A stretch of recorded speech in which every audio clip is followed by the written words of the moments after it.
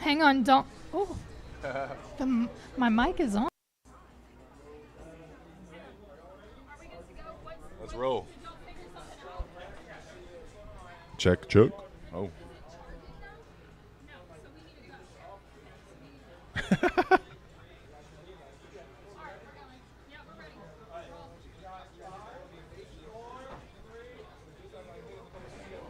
Are we good? Have we finally made it? I'm getting thumbs up. We're good. We're live. I'm getting a thumbs up. All right, let's do this. Gosh, this game was moving so slow, y'all. And we were like, shoot, we're going to go live. Maybe in the 5th inning, there might be a run rule in the 7th. It's freaking 9 o'clock, and we just went live. And what? They're in the... It's moving now. It's the 8th inning now. It's the top of the 8th, yeah. It's 9 o'clock. Game started. I guess that's about right. It's 2.5 hours. Yeah, it's 2.5 hours. It's picked up. The first 5 innings were really slow. The first 4 innings were really slow. Something was moving real slow. I'll tell y'all that. What's up, y'all? Welcome to Beyond the Box. I'm Abby Alonzo, Anthony Ranaudo, co-hosting with me today. LSU Baseball has a co-host with you all the time. What are you talking about? You're right. He literally is a host of the show. I've almost smoked my whole cigar here at Don Juan's. It took so long to go live. It's okay. You have a little bit left. Are you jealous? Because you said you were going to smoke one on the show. He called me out. Yep. You know, right away. I told you before that I said last week I was going to smoke a cigar on the show. A lot of things were going on today. I thought about it. I think it's going to have to wait until next week. Yeah. I got a cool cigar here. What kind of cigar do you have? Oliva, Connecticut. I'm not a cigar connoisseur. I like smoking one every now and then. And now that we're here and in the atmosphere, it's definitely something I enjoy doing. So, and it looks like LSU is going to win the game, so usually a celebratory thing. Oh. There's an out. Yep. What 2 kind outs here in the 8th. Is this cigar better than last week's cigar? What's that? Is this cigar better than last week's cigar? Again, I'm not a kind of. I have to get more reps. You know, it's like wine. You have to like keep doing it and trying it. And Are you just gonna have a different cigar every week? I think so. Yeah, and I'll just know, and I don't know. But the other one was the one that Dylan Cruz smoked, so that one was really cool. And I don't know. I just felt cooler smoking it. Maybe I don't know. All right, that plays. Well, if y'all don't know, you can walk right past. You can go right past. Oh, yeah. Absolutely. So if y'all don't know, we are set up at Don Juan Cigar Bar. We're here for every LSU midweek baseball game. Today, it's Louisiana Tech at the box versus the Tigers. Current score, 10-1. 10-1, 2 outs in the top of the 8th. Yep. Top of the 8th. Got off to a slow start. Pitching is better. Pitching is better. 7 pitchers in 7 innings. Well, I guess now 8 innings. Yeah. Is this still Bucknam? I didn't even see, honestly. But I believe so. I'm a little pissed at Jay Johnson. That's why the game was going so slow. I think Jay Johnson is pissed as well. Yeah, he wasn't happy when he took out some of his pitchers. Javen Coleman did not do a very good job today. We love Javen Coleman. I'm a big fan of him, but he looked like he was struggling today a little bit. This umpire has really opened up the zone, too, so I really like him for that, too. The game is moving along now. Buckman just punched out another guy to go into the bottom of the 8th. If we get one more run, we'll 10-run them, which would be nice. Go back to Coleman. The offense puts up 5 runs in the first inning. Yeah, first inning. Yep. And he turned around 4? He walked the leadoff guy, walked the next guy. I think he was on 8 pitches. Looked a little yippy, honestly. I don't know. And then he also threw to first base and tried to pick someone off and overthrew him. So something tells me there's something going on upstairs with Javen Coleman. You don't ever want to put that on anybody. That's a really bad thing in baseball. But he didn't look himself. We'll say that. And hopefully he gets that ironed out. Because his misses were all in the dirt. They were fastballs in the dirt. It did not look good. I felt bad for him. It was one of those things you felt uncomfortable. And so Jay Johnson definitely let him have it a little bit when he walked out there, I think, Yeah, too. we saw that. They zoomed in on the mound. You could see Jay Johnson was not having it. The term the yips was thrown around. Can you explain to everyone who might not know what that is, what that might be? The yips don't just apply to baseball. It's really when you forget how to do something that's just really elementary. It's golfers sometimes get it when they're putting, right? It's when you're really close and you should just be able to knock it in and you just freeze up a little bit mentally. In baseball, it's when you're just trying to play catch or throw a strike or throw over to first base or maybe your first throws of warm-ups or something like that. It's something that's not – and guys get it shooting free throws, right, in basketball. Yeah. Things that are supposed to be very, very easy and simple, you overthink and you just freeze up and just really mess it up bad. Do you ever remember having the yips? Yes. I've definitely had a version of them. for me, it was the first throws of the day. So for some reason, it started, I think, when I didn't want to get hurt, right? So I was like, oh, I don't want to throw hard yet, and hurt my arm, hurt my elbow, hurt my shoulder. Then I think it like transformed into I don't want to throw too hard and piss off my throwing partner. So I kind of got in my head a little bit about it. Yeah, it was weird. Piss off your throwing partner? Yeah, if somebody's 30 feet away and they whip one at me, I'm like, dude, what the hell? Like, take it easy, bro. Like, you know what I'm saying? Like, and so sometimes I'd be like, hey, I have to throw one hard just so like I can get over this first one. Yeah. And then they'd look at me and be like, what the fuck? You know what I'm saying? And it just, yeah. So that's when I got a little yippy. It was weird. But do you remember having the yips in a game? No, I've never. No. Never? No. I think sometimes if you get a ground ball back to the mound and you like just want to like flip it over to first base, that's like sometimes I'll just jog it over and flip it just because I'm like, yeah, I don't even want to think about it. Yeah, we'll just do it this way. I think a lot of pitchers do that, honestly. Okay, we also talked about Coleman walking the leadoff batter. Through around the turn, give back runs. So can you explain that and the importance of not walking leadoff batters? Yeah, I think that's, we talked about it on Sunday that Jay was probably going to go back to the drawing board. A lot of the stuff was probably going to be on film. You notice that Mississippi State had a lot of 2-out hits, right? Mm-hmm. So good teams close out innings. Good teams don't allow give-back runs. And what that means is when your team scores 5 runs in the first inning, you don't give a run back to them. All the momentum is on your side. You want a quick inning. You want to get your team back up to bat, right? You want to keep all the momentum on your side. And when Javen Coleman throws 4 pitches in a row for a ball and then goes 4 pitches again to the next batter for a ball, and they're all over the place, he kind of loses his teammates. You lose the crowd, you lose the momentum, right? And you just capture that really quick, and you're giving it all back to the other team, giving them a little hope, giving them a little life. And that's kind of what I think Jay Johnson was probably, frustrated with. I'm sure that was a lot of topics yesterday. Today's Tuesday, right? Yeah, so yesterday when they came back from Mississippi State, Well, yeah. focusing on those little things, 2 out, closing out innings with There we go. This should finish it. Here we go. Little walk-off action. Run rule. Little walk-off action while we're live. That a girl, Trinity. Good job. It happened? Yeah, we're calling you out. You guys were making fun of me before the show. That's right, TK. Get us on camera. Game. That's game. Tigers walked it off. Jake Brown. Tommy White again. Tommy White's hot right now. I just want everyone to know that Tommy White bomb. That was pretty impressive. The 7th? That was pretty impressive. 7th inning? 6th? Yeah, 7th, because this is the 8th, yeah. I called it before he was even in the box, and then literally right before the pitcher released the ball, I said bomb. Choo.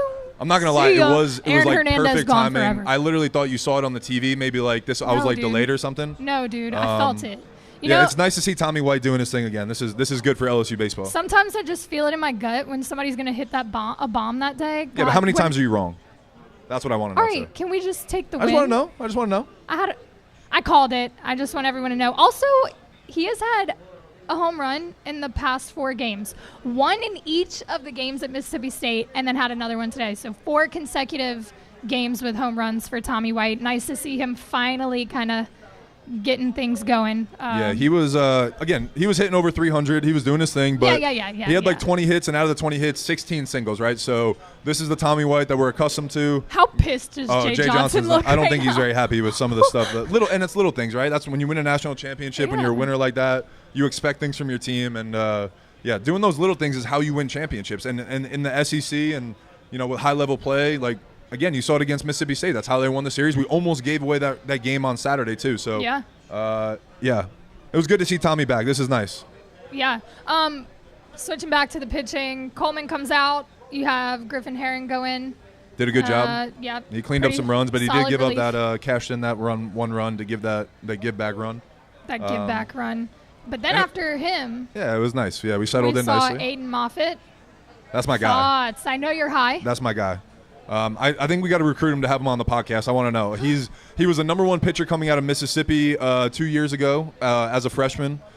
Dude has a rocket arm. He has a little bit of long arm action, but I don't care. He slings that thing. It's awesome. He's 95 to 98, throws a nice slider, cutter, whatever you call it, slurve nowadays. 86, 87. Yeah. He needs to refine his command a little bit. I think that's probably why he's in the bullpen and pitching mid innings, but. I think that guy is going to be a special talent once he figures it out. Whether that's at the end of the bullpen, at the end of games, closing out games, I could see him being a closer for the Tigers. But if he develops another pitch too, I'd love to see him in the rotation. That would be really cool. Okay, I guess we have to get Aiden Moffitt on the show. Yeah, we need clip to this recruit and Aiden just Moffett. shoot it in his DMs and be like, yo, bro. Yep. I'm going to go follow him tonight after the show, and we're going to get him on. And shout out to everybody in the chat, too. We got some people filing in, so make sure you guys get your comments in there. We love chopping it up with everybody. We don't have a guest tonight, so we would love to take some questions and feel out what everybody's thinking. Make sure you guys throw them in there. That's what I'm looking at on my phone right now, so I'm not texting anybody. Don't worry. I'm waiting on you guys to message in there. After this weekend and after tonight's game, what thoughts on the pitching staff as a whole? Is there after this weekend or after because tonight? Remember after both. Yeah. Remember I felt like the pitching staff was going to be the strong point of this team because the hitting, you lost a lot of your power hitters. Jay Johnson said before the season there's going to be small ball, don't expect all kinds of bombs. So you were kind of looking at your pitching staff being the strong suit. However, the past weekend today, there might be some question marks in there. I'm not panicking. I think we're fine, I'm not honestly. saying to panic. No, I know. But I also think if you look at the box score, right, Luke Holman gave up 5 runs, 2 were earned. So again, we didn't play great defensively. We gave up some clutch hits after those errors, right, that cashed in some more runs. Same with Gage Jones. I think some of his runs were unearned as well. So yeah, we gave up 33 runs in 3 games, 11 a game on average, right? That's not great. You don't want to ever see that. But again, some of them were unearned and maybe sometimes outside the pitcher's control, right? So Luke Holman looked a little different than he did all the previous games. That's going to happen, right? I mean, when I was playing professional baseball, we would say you would have 33 starts a year. Out of those 33 starts, 11 of them you were going to be great. You were going to be locked in. That was going to be your A stuff. There was going to be 11 that you were just going to be mediocre, and you were going to have to find a way to battle.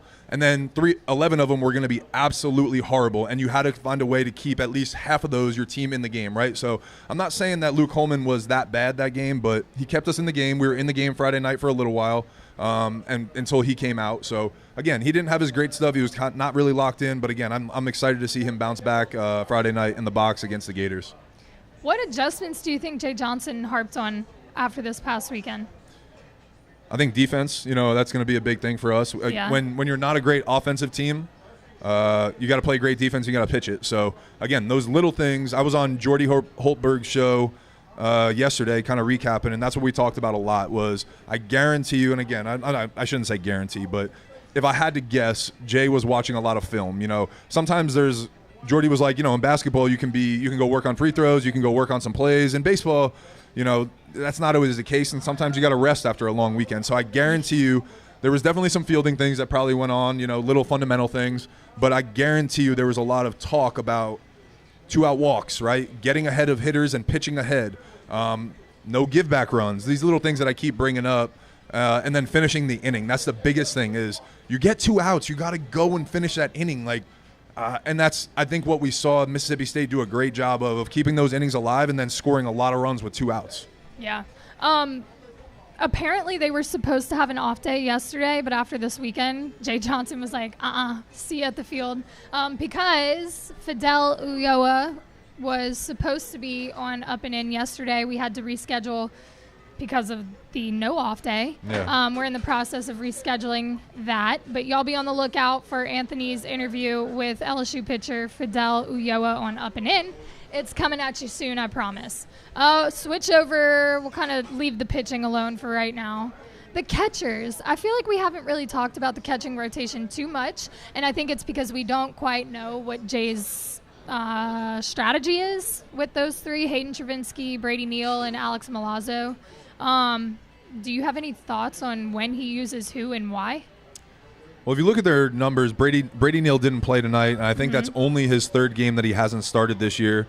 So it's pretty clear that Brady Neal and Travinski are kind of like 1A, 1B type, and Milazzo is the defensive catcher. And it's funny because he's batting like 330, and he's not doing terrible with the stick this year, but he's playing more midweek games, and he's more of the leader, I think. So he's probably coaching up these younger guys and getting reps, and he's a great receiver, has a cannon for an arm, right? So he's definitely more the defensive catcher. He had a pretty sick athletic play. He did.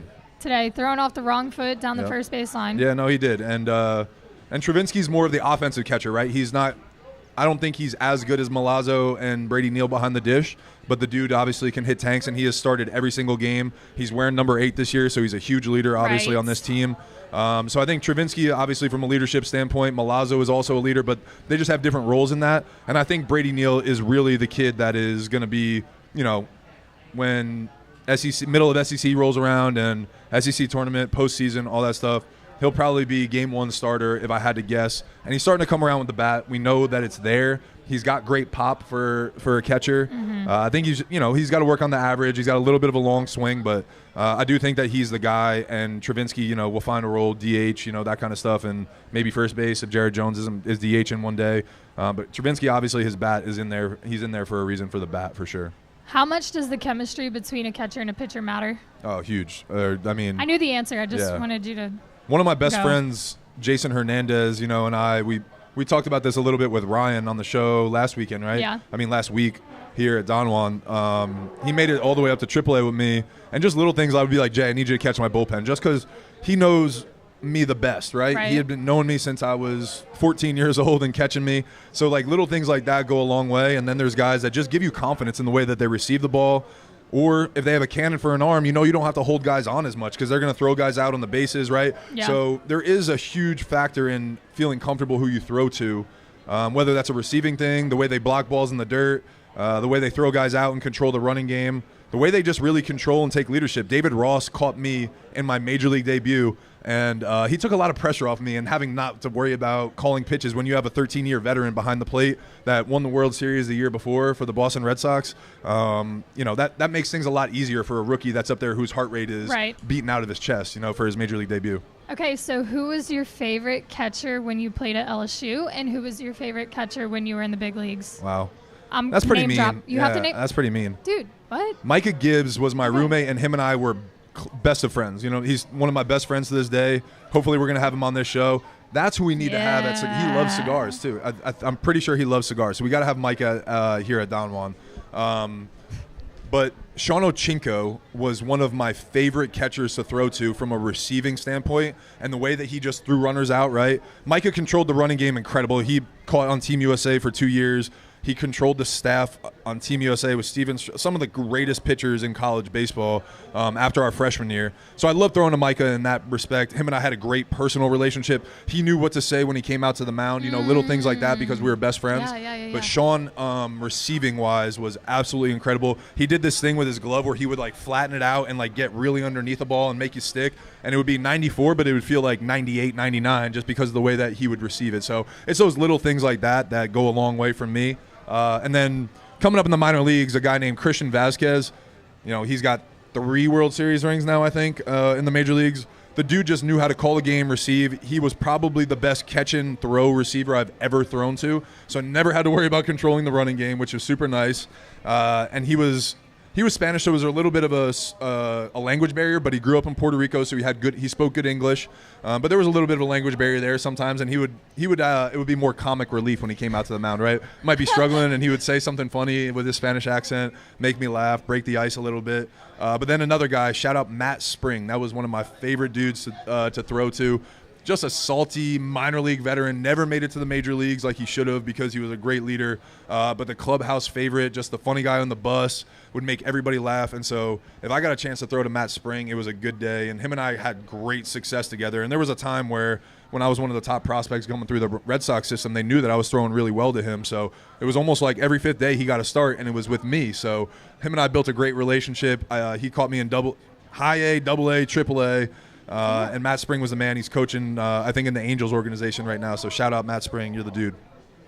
It's a lot of name drops. So you didn't just pick one. No, that wasn't mean. That wasn't mean. No, I know. But that's what I'm saying. It was hard to I probably left out so many great catchers that caught me along the way. You know what I'm saying? So it's just it was hard. That's what I'm saying. Sorry, I put you on the spot. I always put you on the spot. Before we continue, do want to shout out St. Rock 7-3 Distilling for sponsoring us. We wouldn't be able to do it without y'all. Y'all see this beautiful bottle right here, and the new labels. They're pretty sexy. But St. Rock Vodka is the official vodka of Bayou Traditions, the official collective of NIL and LSU. So whether you like vodka or you don't, you want to give back to the student athletes that you watch on the field, on the court, on the mat, all over the place. This is a perfect way to do it. Purchase the vodka. Some of the proceeds go back to By Traditions, and those athletes receive some of that love. So, and they have it here at Don Juan. So if you guys are in the crowd here, you guys can try some. It's super smooth. So shout out Brittany for getting some of that. Thank you. I think I've said it multiple times. I'm not a vodka. Like, vodka is not my go-to. It's tequila. But this vodka is incredibly smooth, which is dangerous. And we learned that during football season. Yeah. I've got you on the vodka. You got me on the tequila at Modesto. Yeah, so it's spicy margs at Modesto hit different. Once you try them, you never go back. Yeah, I know it's a problem. But yeah, I had to stop drinking for a little while. I'm just kidding. I'm just kidding. Okay, moving on. We haven't talked too much about the offense. Kind of I guess we did with Ronnie at Modesto this past weekend. Some guys we expected to see maybe a little bit more of or more from. Some guys that are coming up. We saw 3 bombs today. Jared Jones seems to be the guy that either hits a bomb or strikes out. That's been what? No, Call a spade. It's facts, right? He hasn't struck out as much this year. No, he hasn't. No, he's making some improvements. Yeah. But I mean, when he gets it, he goes. But he had a little pimp job today too. It was nice. Did he? Yeah. Him and Travinski had some nice pimp jobs. That's where I was going with this. Sorry. Hayden Travinski then had a bomb, and of course his pimp jobs are crazy. It's the best in college. LSU posted it. I commented. I was like, best pimp jobs in college baseball. I feel like they have to post his pimp jobs every time. Have to. It was like a 6-slide thing. It was perfect. It was unbelievable. Yeah. 5 pictures and then the actual video. To me, what's so impressive with his pimp jobs is it's the second he hits the ball, it's either the bat is dropped or he's like, "Yep, I did." Like, and to me, I don't know. I was never that good of a hitter, obviously. So I don't know. Yeah. I'm really gonna put Anthony on the spot. You should.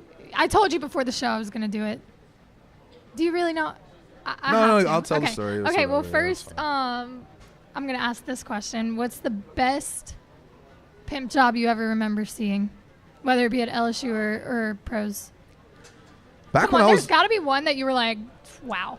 Back when I was playing, though, it wasn't like it is now. Like, the game has changed a lot. So back in the day, if somebody pimped a home run off me, I was hitting somebody. Yeah, I was like, that's just the way it was. Like domed. Yeah, not domed because you hurt somebody doing that, but I'm definitely throwing it in the ribs or throwing it right at their ass, like 100%, and like right in the back, something depending on how bad they showed it up. But I enjoyed doing that was part of the game. Like, I don't know, it was just different. The game has changed now. I love home run celebrations, but the game has changed now too, where you can celebrate in pro ball. Pitchers couldn't celebrate, so that's why I didn't like pimp jobs. Was like, if I can't celebrate, you can't celebrate, type thing. If it's not professional, it's not professional for you. So now the game's changed. It's way more fun. You see Fernando Tatis Jr. throwing bats up and doing different things when they hit home run. That's the way the game should be. I love it. And as a pitcher, I want to see that. If you clip me, do it. Celebrate. Because when I strike your ass out next time, I'm letting you know. I'm gonna jaw all the way around the mound, and I'm going to tell you to sit your ass down on the bench. So that's just part of the game. I think that's fun. I believe it. Yeah, that's fun. Did anyone ever pimp job off of you? You want to know something funny? Jared Mitchell. Oh, come on. No, huh? Jared Mitchell, my boy. We were playing in AAA. He didn't pimp it, though, because it was more of a foul ball, and he just walked halfway to first base because he didn't know if it was going to be fair or foul. Definitely was fair, but the umpire called it foul, and this was before we could have review. You can walk across. You're good. Hey, you're good, yeah. So him and I tell this story all the time. Jay was there, and the ball was definitely fair, but he walked halfway to first base and then got pretty mad. And then super funny, too. The next pitch, I threw him a nice little changeup. He rolls over to second base, all in the same stride, hits first base, throws the helmet down, says some choice words to the umpire, and immediately gets ejected. So dude hit probably one of the furthest balls I've ever given up off of me that should have been a home run, and within a minute and a half, he was ejected out of the game. It was probably less than a minute and a half because he just really walked back. It was the next pitch, threw a changeup, roll over to second base. He sprints to first base, helmet slam, choice words to the umpire. He ejects him out of the game. What do we think he said to the umpire? I can't say that here, You can't. I mean, you told some stories last week. Yeah, I know. But I didn't. I try not to drop the F-bomb, and I'm pretty sure Jared probably threw the F-bomb in there a couple times. Yeah. F-bomb. We'll get Jared on the show, and we'll let him tell the story. It'll be better coming from him. I think that's and we'll have some laughs with it too. Okay, so I am going to put you on the spot here. Anthony hit a home run in the pros, but didn't quite pimp it. You're good. Didn't quite pimp it. Can you explain that experience? And if you want to see what we're talking about, it's on YouTube. You can definitely look it up. Don't look it up. Don't please look it up because Don't after he tells the story, you're gonna want to see it. So go ahead. I look lost running around the bases because I was lost. Also, shout out Abby. Thank you for not letting it slide. That now we have video documentation last week, and we have it in the chat. When's Abby smoking the cigar? So shit. Who did that? Oh, my own Abby Rose. Abby Rose. For those of you, obviously none of you can see. There's a whole team of interns / people who bust. I kind of put it in my story, but yeah, no, we have a great squad back there for real. Yeah, and one of my own teammates just threw me under. Yes, I was supposed to smoke a cigar this week. I decided today was not the day to do it. I'm gonna wait till we have a guest. I will do it next week. We can clip it, and I will be true to my word. If you had the hat that you had with your outfit earlier today, that's what you should. Then you should have been smoking the cigar. This is turning into a roast session. Like, we gotta stop. I thought it was Halloween when you were wearing it. I'm just kidding. It looked good. It looked good.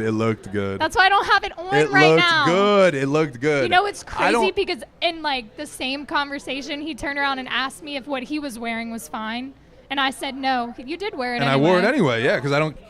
Whatever. We're not going here. Hit a home run in the show. Hit a home run in the show. So, yeah, I had about 9 at-bats before I hit my home run at Wrigley. I was playing for the White Sox. Funny story, too. I got called up because Chris Sale decided to chop up some jerseys, actually chop them up. Pause. You go on a tangent here because I want you to tell that story. What? I want you to tell that story. Yeah, so Chris Sale. Pause on the home run story. Go Chris ahead. Sale, one of the greatest pitchers to pitch in Major League Baseball, was pitching for the White Sox, and one of his best friends was the clubhouse manager. And so before the season, he told him, hey, dude, I'm not pitching in any of these vintage bullshit uniforms. And so if it's my day to pitch, make sure that somehow or another, like, it doesn't happen, right? Anyway, fast forward to July, and Chris is pitching, and it's vintage night at the White Sox park. And Chris comes into the stadium and sees the jerseys in the lockers. And instead of, being a professional and just wearing them and carrying on, he said, F that. And he goes and grabs every one of the jerseys, and he actually took scissors and cut them up. And so nobody could wear those jerseys that night. And he got kicked out of the locker room that night. He did not pitch. They didn't let him pitch. He got suspended for 6 games, and he wore a $250,000 fine. Yeah. So Did he ever comment if he regretted it or not? No, he loved it. Dude was making $17 million. $250,000 was probably what he made in that day. So he was fine. Yeah, he was fine. I'm sure he would have liked to have the $250,000. Don't get me wrong, but he wasn't going to pitch in those jerseys. So he made that clear and let everybody know. And him and I became boys, so it worked out great. I got to pitch. I got called up from AAA that day. My manager. So it really worked out for you. Oh yeah, 100%. Okay. My manager calls me in. And he's like, "Hey, dude." Don't go out for warm-ups. And I'm like, what does that mean? Like, he's like, just hang tight. There's some stuff going on at the major league level. I'm like, all right. And now at this point, I'd been called up up and down a bunch of times. I kind of know what that means. I kind of know the song and dance, all that BS and everything. So I hang tight in the office, and he's like, all right, dude, yeah, you're going up tomorrow. Apparently, Sale cut up some jerseys, and he's suspended for 6 days. He's like, let it come out in the media, but don't say anything. I'm like, okay. So by the time I get to my locker, it's out. It's on Twitter and all this shit, and I'm like, this is absolutely wild, right? So I get called up, and in true White Sox fashion, the day I get called up, it's a doubleheader. I walk in the clubhouse. Not only did Chris cut up the jerseys that day, I walk in 15 minutes after Todd Frazier and Adam Eaton got into a fight in the locker room in between doubleheaders. So I'm like, what am I getting into? This team is an absolute train wreck. Wound up being the best team I ever played on, best teammates, best organization, unbelievable. It was just a terrible couple days in the organization. Anyway, so yeah, 5 days later or 2 days later, I make the start, in the rotation because they had to obviously have somebody else start. Right. And so I'm pitching at Wrigley Field for the Cross City, Chicago matchup, White Sox versus the Cubs. I'm pitching for the White Sox. I had some at-bats with the Red Sox. I had some at-bats with the Rangers. Needless to say, they didn't go very well. I think I put the ball in play 2 times out of like 7 or 8 at-bats and definitely overmatched. I was facing Charlie Morton. I faced Zach Greinke, Mike Leake, some really good arms, some guys that, Cy Young winners, some World Series champions, all that kind of stuff. So this game I'm facing Jason Hamill. dude was a great pitcher. I think he, won a ton of games throughout his career, and obviously was a main pitcher for the 2016 World Series champs with the Cubs. But my first at bat, I step up there and I look at fastball number 1. It's like 92, and I look at it and I'm like, all right, I saw that pretty good. My next pitch, he throws me another fastball, and I just literally threw my hands at it. That was it. And like two chopper to second base, and I was like, damn, I hit that ball hard. I'm like running to first base. I'm feeling good about myself. So fast forward to the 5th inning, I think, and I'm up again, and he throws me the same fastball again, and I'm like, damn, I am seeing this nice. I'm like, I'm just gonna take a G-hack, like screw it, whatever. Like, I'm like, you only get to hit every now and then, so I'm gonna swing a little harder than I did the last time. Sure enough, he throws me another fastball exactly like that. It's on the outer half, and instead of trying to yank it or anything, I just went with it. Oppo Taco, right field, yeah. So I hit the ball, and I'm like, I see, oh my God, I'm blanking on his name right now. Jason Hayward in right field. He's looking over his shoulder, so I'm like, oh shit, I got my first hit, let's go. And I'm getting pumped up, and then I realize Jason has an absolute cannon. He's won Gold Gloves out there, and I was like, I'm not very fast. I need to not get thrown out at second base. That would be hella embarrassing, and I don't want to slide. So I'm like trying to bust my ass a little bit. Then I hear the first base coach go, yeah, like, and I'm like, what the heck? And I look up, and the umpire is going like this, home run, and I'm like, now all the fear hits. Like, I'm like, oh my God, I haven't hit a home run since my senior year of high school. I haven't rounded the bases. I haven't dapped up a third base coach. I haven't even thought about this scenario at all. And then when I hit second base, I look back at the umpire just to double check that he's really doing this and I don't get thrown out at third base doing something stupid, right? So I hit third base. My third base coach is 5'7". I'm 6'7". I'm a foot taller, so like I have to like duck down to give him a high five. It's a little awkward. I look at home plate and I'm like, I don't know if I'm supposed to walk or jog to the dugout. I don't know what guys do. I haven't ever paid attention. And so I hit home plate. I take 3 steps, and I decide to walk, and I was like, this is the wrong choice. It felt like it took 4 years to get to the dugout. Got to the dugout. You barely know your teammates. I don't even know my teammates. I got called up 3 days earlier, so I'm like, I don't even know how to celebrate. I kind of want to be goofy, joke around, and be like, yeah, like whatever. And I'm just like trying to act professional, gather what's happening, right? And Todd Frazier, being the best team I'd ever played with and a Jersey boy, I kind of knew him a little bit, but he was a little older than me and stuff. He goes, damn, son. He was like, you big poputed around the bases just showing up Hamill, huh, on your first homer. And I was like, my heart sunk, and I was like, dude, did I really do that? And he was like, nah, I'm just playing with you. But seriously, you took forever. And I was like, I was so panicked that my next at-bat, I literally go to Montero, the catcher, and I was like, hey, dude, make sure that Hamill knows that I didn't show him up, right? He literally started laughing, called timeout, and he's like, dude, he does not care. He was way more mortified that he gave up a home run to a pitcher. He was like, you're good, dude. Just enjoy it or whatever. So, you apologized to the catcher? I apologized, yeah, because I was like, I didn't want to get hit. I didn't want one of my teammates to get hit. I don't know. I didn't want him. I was a rookie, and he was a veteran. So you apologized to the catcher? Yeah, I took 30-something seconds. Is that normal? I mean, yeah, if you didn't want to show him up, like, I think that's a classy thing to do. Why are you looking at me like that? I don't know. That's really funny. There is a video of this. Don't watch it. Please watch it. Don't watch it. Now that you know the story and you know what was going through Anthony's head, go watch it because it's hysterical. You can see the panic and him overthinking every step of rounding the bases. Yeah, if you know it, yeah. Yeah, well, the people watching know it, so now they can have some context. Thanks for that video. Yeah, Sorry. Thank you. Brett, our lovely producer, said, I bet that team has an awesome producer that should also get a cigar. Definitely. We'll work on it. Grab you one. We'll work on it. Okay, back to LSU Baseball. This weekend, there is a rematch of the 2023 World Series National Championship game. What are we expecting? I mean, you saw them bounce back tonight. That La Tech team was 16-5 coming into the game. So, I mean, they weren't bad. They have some good hitters on that team. And we took care of business, and we scored 11 runs in 8 innings. So I'm expecting to see a little fire under their ass. I think our fans are going to be into it, right? Like you said, it's a rematch of the national championship game. Kevin O'Sullivan decided to try to show us up in game 2, right, and score 20-something runs and run up the score. So I think our fans are going to let them know, and I'm looking forward to it. I really am. I think Luke Coleman's going to bounce back and do his thing and be the Friday night guy that he's been this year.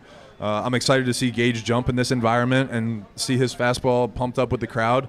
And I'm excited to see who starts on Sunday, to see if Thatcher's still in there or if we give a freshman a chance. I don't know.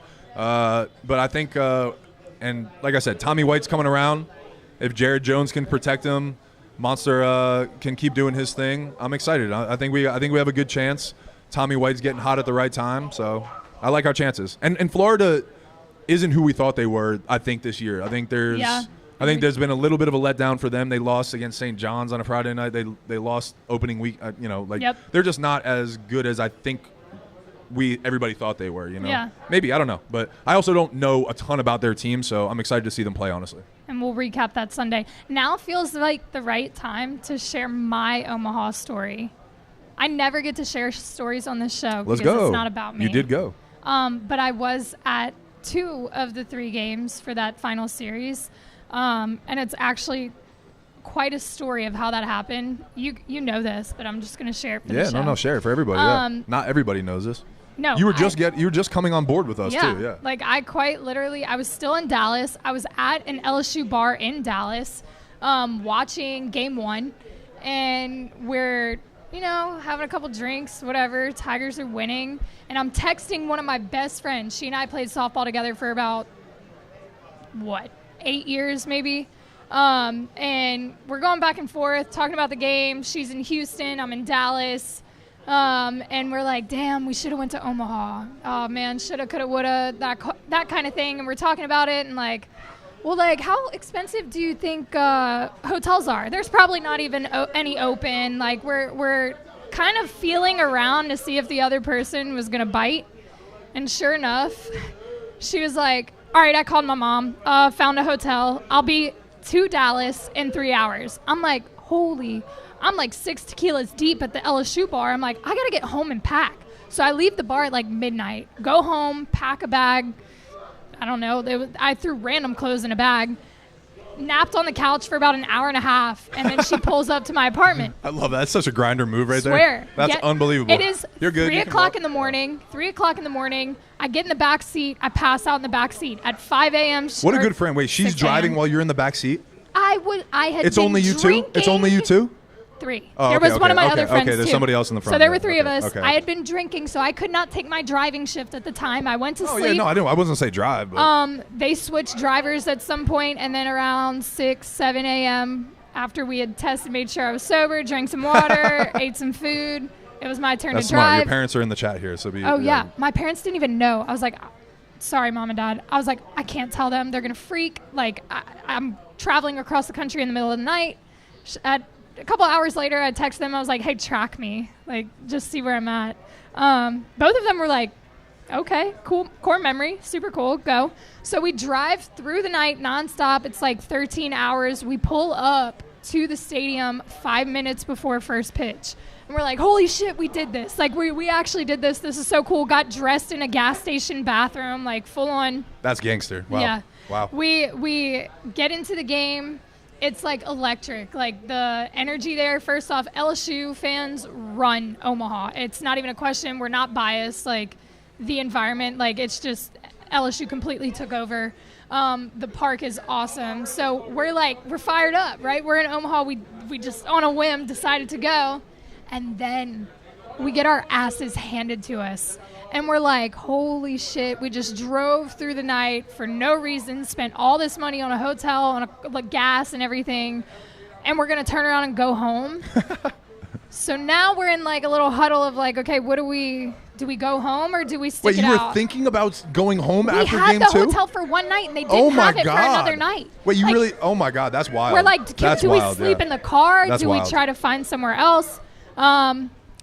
I somehow ran into Greg Stringfellow, who works with LSU athletics, pretty high up over there. And we're chatting, and I had mentioned, I'm like, yeah, we just came up here out of nowhere. We just decided to do this, but we don't have anywhere to stay if we stay for the game tomorrow, which is going to be the final game, right? He's like, oh, no worries. I got you covered. I'm like, what do you mean you've got me covered? He was like, well, Todd Graves rented out like 12 rooms in the team hotel, and Todd has to fly to Times Square to open up the cane, or to New York to open up the canes in Times Square. So we have a room. I'm like, you just have a room? He's like, no, Todd's not going to be in his room. Y'all can stay in his room. I'm like, hold up. We're staying in Todd Graves' penthouse suite room? Sure, yep, sure were. It was a penthouse suite, too? It was like, it had like a living area with a whole kitchen, a dining room. That's awesome. It was crazy. 2 bedrooms. It was crazy. That's awesome. But yeah, we stayed in Todd Graves' bedroom. Ended up, not there. How many people were in there with you guys? It was me and 2 girls. It was me and the 2 girls I went with. That's right. Keep it PG-13 for mom and dad. Oh, my God. It was me and the 2 girls. Anyway, we ended up staying for the national championship game, and it was a core memory. But, like, Did you guys get to stay there the next night, or did you guys have to drive home after? We drove home the next day. After the game? Yeah. That was bad. We got lost. Like, we went through the I would wrong imagine. states. I'm sure you guys were completely sober. We were fine to drive. I'm sure. Yeah, definitely. I would hope. We did get lost. It took way longer to get home than it did to get there. I would imagine, yeah. But it's all right. You got a national championship memory, and that's the way Definitely it's supposed worth to it. be. I will tell my kids about that. That's what I mean. That's what I'm saying. Do it That's again. Unbelievable. I was That's broke awesome. and homeless for a little bit, but definitely would do it again. That's awesome. That is a great story. That is a great story. I felt like I was never going to be able to tell a story on the show because obviously it's LSU that's a legendary stories, story. But that's legendary. I got mine in. And you guys went to, what was the Jello shot place? Rocco's. Right? Those Jello shots are trash. Sorry. Damn. They're Rocco's so coming bad. after you. They know it. Well, they made a lot of money. Because everybody wants clout to say they bought a Jello shot in Omaha. I know. I did not buy one. You didn't? No. You just partook? One of my friends bought some. Nice. Terrible. I will not have another one. You had to experience it. It's part of the bucket list. Yeah. I did. We also got to witness Gordon McKernan and Todd Graves and all the big boys like outbidding each other to buy like hundreds and hundreds of Jello shots to say they bought the most. It was really when I tell you LSU, like the Baton Rouge fan base or the LSU fan base took over Omaha. Well, let's let them go. Let's vibe them to go back this year so we can do a beyond the box there. That would be the ultimate beyond the box. Okay, we got to write that on the goal list. Yeah. Let's manifest they have to get there first. Yeah, I know. They have to beat Florida this weekend. I haven't been to the new Omaha. I haven't or the new. It was Rosenblatt when I played. Yeah, I don't know what it's called now. It's called some other. Charles Schwab. Yeah, Wait, yeah. For real? Yeah, I've been to Omaha after we went to Omaha, and I saw the new field, but I was playing in AAA, against the Storm Chasers or whatever their AAA team is out there. Why? Okay, this is completely unrelated to the show, but what is the deal with the names of minor league teams? I don't know. I like them though. I do too. I think it's literally to be like, hey, you're not a major leaguer, and we're going to remind you. We're going to humble you. Yeah, we're going to make sure you know you are not a major leaguer. We're going to do the opposite of that. Yeah. You. I didn't have any bad ones with the Red Sox though. That was nice. Or the Rangers. Yeah, people are watching your home run video. I know, your dad. In the chat, my dad saw it. Your aunt saw it now. Aunt Soup, what did you think? I'm just going to have to link it in the story. Mr. Kurt, what did you think? Was it a good swing? Was it? Clearly. I think it was a good swing. I'm gonna put the video on the Valley Vision story. No, we're not. No context, just the video. No, we're not. YouTube. No, it's all good. I won't go that far. That's all right. We don't need to. But LSU, Florida, who takes the series? Don't give me any other breakdown. LSU. Sweep? Straight up. I wouldn't be surprised if they sweep, honestly. Florida. Yeah. You think they sweep Florida? Look, they got Vandy after that. Then they have Tennessee, and then they have tough.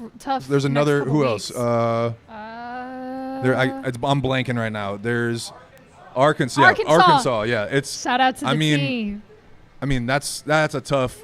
That's a tough schedule right there. The first 5 weekends of SEC. So, I think they win this one at home. I do. I think they understand the importance of it. I think Jay's got the boys ready. I think the pitching staff responds. I think we play good defense. I think the fans are into it. I wouldn't be surprised if they sweep, but I think they take 2 out of 3 for sure. I'm gonna say they go 2 out of 3. Yeah. I don't know if it sweeps. I'm not saying that at all. You said it. But you could also. I said they take the series. Sweep after this weekend and this game, and then the extra. Okay, I see it. That's like the blanket statement that you could. That way you cover your ass no matter what. You know, you're like, oh yeah, I called the sweep. I said I could see it.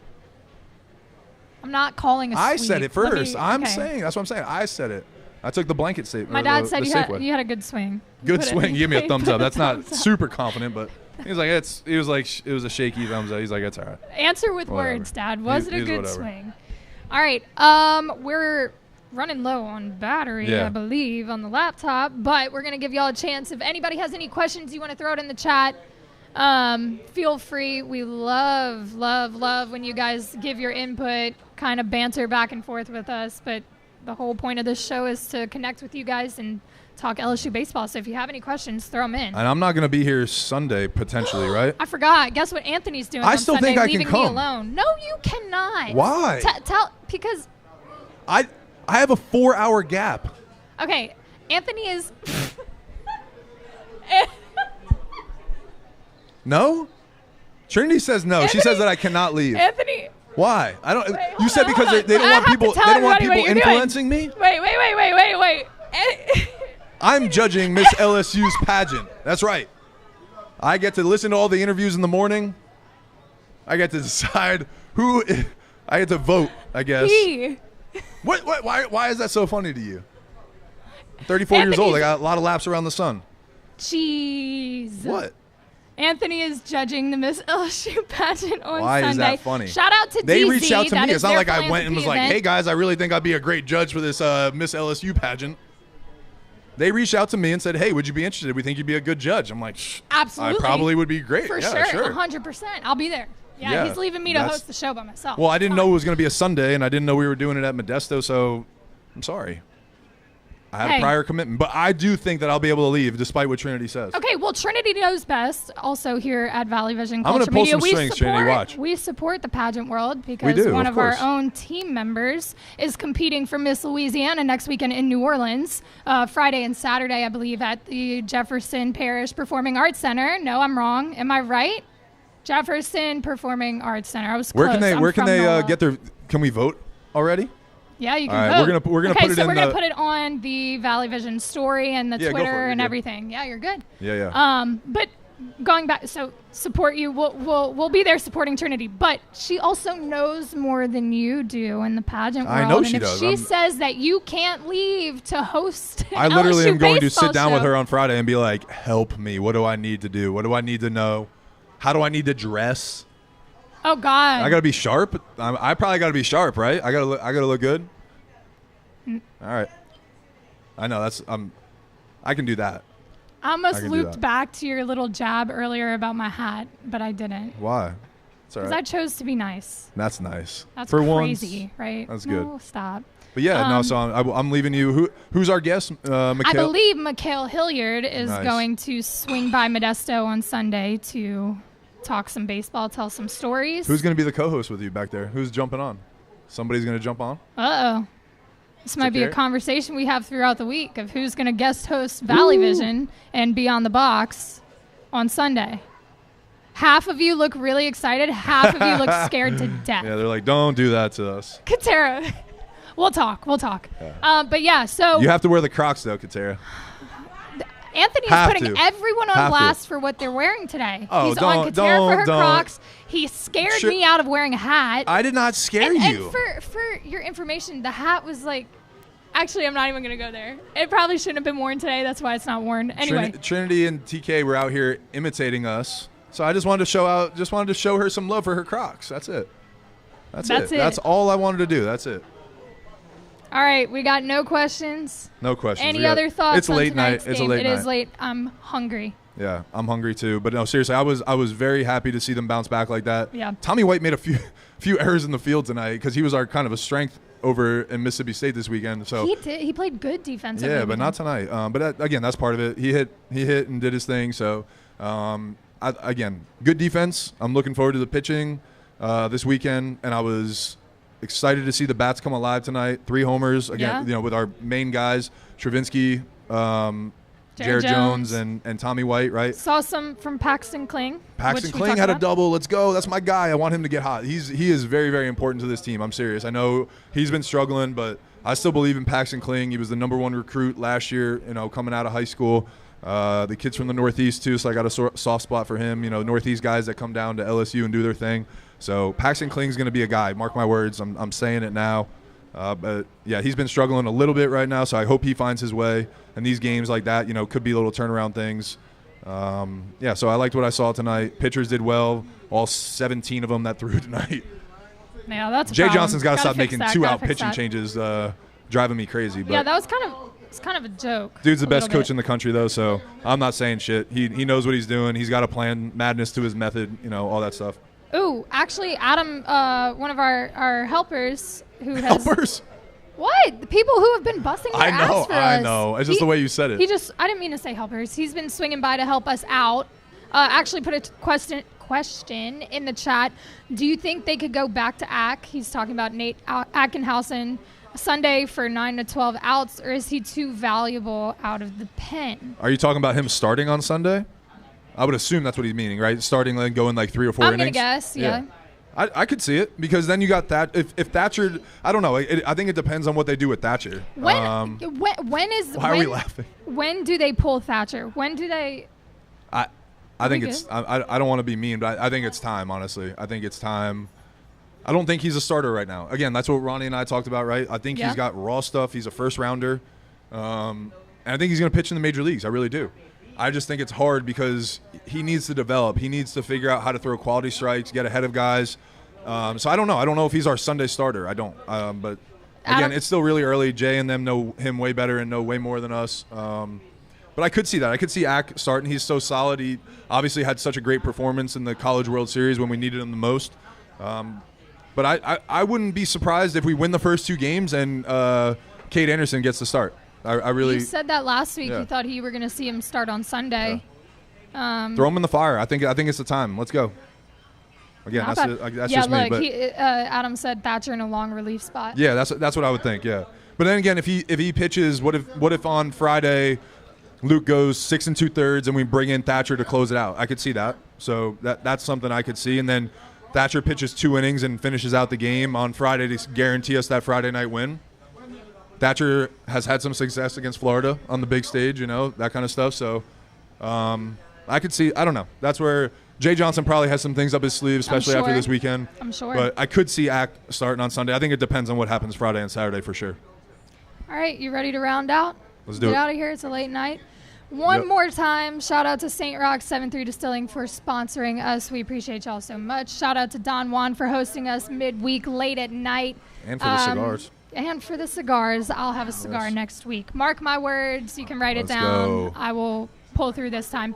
We'll be back here next Tuesday, I believe, against who does LSU play? You got me there. Southeastern again. That's what I thought. So Southeastern again? Yeah. Oh, that's at Southeastern, I'm assuming? No, it's here. It's here again. They played Southeastern at. Remember, they almost got beat. Why do we keep playing Southeastern so much? I don't know. I don't know. But yeah, we play them again Tuesday here. But we will be back. Oh, I'm thinking. I was thinking tonight was La Tech. Okay. That for some reason I was thinking. Yeah, I blend them two together. I don't know why. All the Louisiana schools, I guess. Yeah, that kind of makes sense. Yeah. That was weird. That was a weird moment for me. Sorry, guys. It's late. It's been a long day. I've been up since 5. My dad. When is the Ranaudo pitching to Alonzo event scheduled? Shit. You must have watched Sunday's episode. Yeah. Okay, before we round out. I have been throwing, and I think it's not fair. I think it's. I'm just saying. I think it's unfair that you were tracking a little bit when I was throwing the other day. I needed somebody. I needed somebody to help me film, and before some of my mechanics that I've been working on, and you were tracking my pitches before that. That's not fair. You're seeing stuff. I was standing like a little bit close to the box and timing the pitches, but I still feel very confident. I don't think that's an advantage for me. How? You literally see hitters on the on-deck circle tracking pitches when the pitcher's warming up. Huh? You played in the MLB. That's the whole point, is like you don't have a chance, and then when you're tracking pitches, it gives you a chance. He's salty that I'm tracking pitches. Look, I saw you hitting the cages in Chicago. I am a little nervous. I'm going to be honest. Because I know I'm not going to live it down if it happens, too. Never. Ever. I know. Ever. I might just throw one behind you just to, just make you a little uncomfortable in the box first. That feels mean. Pull a little Savannah Bananas on you. Like, dude, they did some funny things this weekend. That was great. To answer your question, Dad, we don't know yet, but it will happen. Mark my words. We're going to make it happen. We're going to let the suspense build a little bit. Yeah, we'll let y'all know throughout the season. Yeah.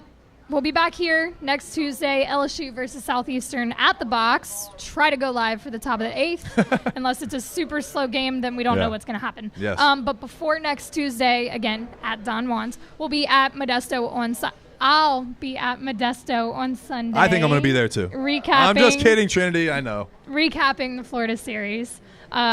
So y'all make sure to swing by either Sunday, Tuesday, both. The whole you guys season. Should just phone me in. Let me get on the Zoom thing. Do all that stuff. We could do that. We might do that. That's all right. That might be a good idea. I think McKay will kill it. We'll figure it out. Yeah. Y'all have to tune in to see if Anthony comes to Modesto or not, or if he's stuck at Miss LSU. I have a 4-hour break. What am I going to do What are they going to do with me for 4 hours? They're going to put you on lockdown. No, for What real. am I going to do for 4 hours? They're going to keep me in this sorority house? Yes. I think that's where the first interviews are. Because if you go talk to people outside of the house and there's people are gonna bias bribe and me? they might, it's like a jury, you know, like they can't leave. People are going to bribe me or something? What? I don't know how this works. You're going to have to sit down with Trinity. I know. I already am. We already planned it out. I told her. I was like, I need help. All right, we've been trying to round out for 10 minutes now, and we keep Thank going you guys on for being tangents. here. I'm Thank hungry. you guys for coming to Don Juan's. Thank you guys for the people in the chat that were commenting. Appreciate y'all. We appreciate